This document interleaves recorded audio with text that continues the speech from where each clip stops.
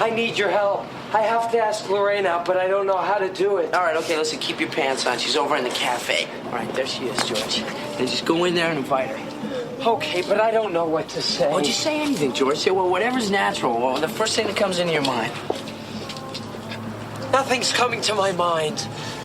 And we've all been in those situations where something is very important to us, a top value, asking someone out on a date, and for a moment we may shift perspective and lose our confidence, or maybe we're unprepared. Someone puts a microphone up to you during a family event and says, okay, tell me your most passionate feelings about your father or your mother. You know, I would love a tribute from you. And you just freeze because, number one, you're unprepared. Number two, it feels intrusive. It's not voluntarily coming from you.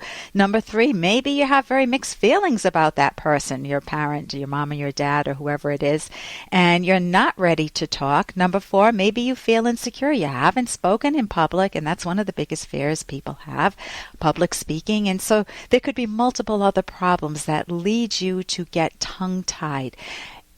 That's what we talk about on this show, how to get untongue-tied, how to give yourself a voice, how to value yourself, how to understand all of those messy emotions that take your life down many notches. You don't want to do that. You want to bring your life up. I'm Dr. Ellen Kenner. My show is The Rational Basis of Happiness. I'm a clinical psychologist, and that means you can get on the line right now and call me with any question that's robbing you of your happiness. Call me. Don't be afraid, you can call me. Maybe it's late, but just call me. And right now, I want to welcome Dana to the show. Dana, you're having some difficulty in your life? Yes, I am. Yeah? I feel like I'm kind of going down that slippery slope of depression, and I'm beginning to lose my confidence in people, I guess. Okay.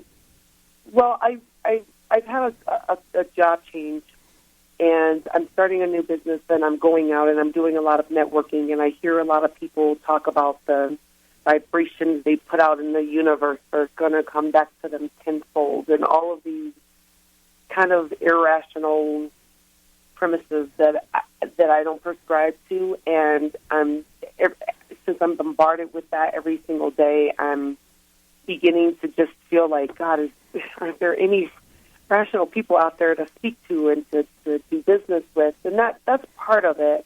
Okay. The other part of it. Okay, I almost want to pause on that one and make a few comments. But go ahead. Tell me the whole thing.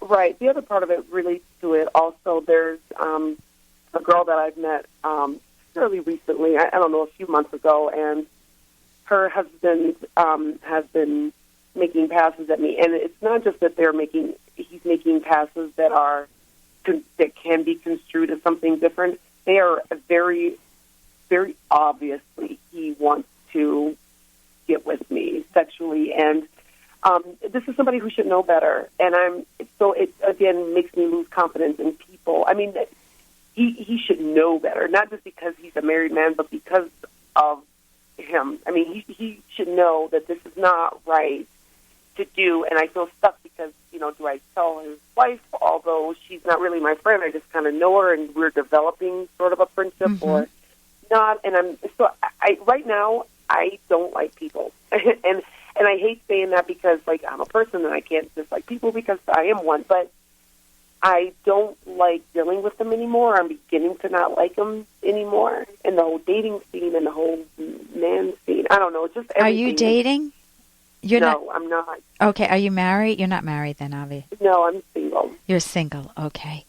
So it's the I don't like people that's bringing you down the most. You feel like you're around people who are irrational, who are, I'll throw out some things, but you said vibrations in the universe coming back to haunt you or something, or fortune telling, or mystical in other ways. And it just feels like I want to live in a world where there are people who are rational, who value life, who value joyous friendships, not friendships that are laden with duty and guilt and anxiety, where you can't speak your own mind.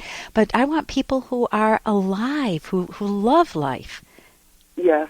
That's what I'm hearing as your longing, as your desire. And when you actually come across people, it's pulling you way down because the data in reality is telling you what, Dana? Well, the data in reality to me is telling me that life is, it's worth living and happiness is possible and things are possible. To be out there and living and being wonderful is possible, but it seems like the data is also telling me that there are so many people that don't know how to be rational, I guess, that I'm beginning to wonder if they're out there. I know that they are. I understand that they are, but where? Where Okay. are they? I don't. You've read Atlas Shrugged by Ayn Rand, or no? Okay. Yes, I have, and I'm rereading it now. Oh, that is And going... it's probably the only thing right now that's keeping me from kind of functioning. It is really helping me out, rereading it again now for That the third book time. will help you see that rationality can never go away in reality, that there will always be people who are rational, that there are always going to be good people, and the goal is to find them. The goal is, you have several goals. One is to recognize that people that you speak to on a day-to-day basis can hold very irrational ideas, and of course they're going to have mixed premises, a combination of ideas, and some of their ideas are nice. You would enjoy that aspect of their company. So you could relate to them on a limited basis. I go to my cobbler. Yes. Now, he may be, I don't know, he may be one of those roly people. And you know what I'm saying, the high roll, what do they call them? I can't think of the term right now. What? Holy roly. Holy rollers. He may be like that. I don't think he is. But we relate on a wonderful level because we don't take the conversation there. Right. So you're pulling the best out of the people around you. That's one way to cope. Another is to know that very good people exist, and sometimes you just need one person in your life who's rational and solid and happy and vivacious, or at least they can be quiet, but they're just a nice soul, a nice person, and that can help. That's like a lifeline for you. That will help. Let me talk about the friend right now. With the husband who's making overt passes, you can name it to him. I notice you're making these passes. It makes it very awkward. I'm trying to develop a friendship with your wife, and this is very uncomfortable for me. I don't know if you've done that. No, I haven't said it that way. Okay, you name the I haven't been really in a position to just speak to him face to face and say, don't do this. Yeah, this is making me uncomfortable. Or you could say it right in front of his wife. If he's rolling, what does he do? He has sent me a couple of emails, and he's just like, whenever I'm looking at him in a crowd, he's looking right at me, and it's like, okay, well, stop, or he'll wink, or Yeah, so he's overtly flirting. Well, in one of the emails, you could say, I'm uncomfortable receiving these emails, and I'm enjoying my friendship with your wife, and this is interfering with it. Like, you can just put a boundary there, and you may need to use a broken record, repeat it more than once. Do you tell her or not? Well, as long as you're not, are you reciprocating? Are you winking back at him? No. Then I'm not interested at all. Okay, then you need to let him know you're not interested, and that it's not fueling your sense that people can be relied on, because the husband's doing it in the context of being married, and he's not on the dating scene. And you can just connect with the wife and just put him on the side burner if she's the top value, and that's what you're wanting, good people in your life. If you're valuing her, he is secondary. He doesn't count. You don't need to take him seriously, but you do need to put a boundary there.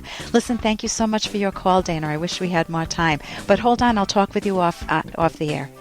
Here's an excerpt from The Selfish Path to Romance, the Serious Romance Guidebook by clinical psychologist Dr. Ellen Kenner. One major destroyer of romance, and in fact of all relationships, is the threatening or initiating of physical force.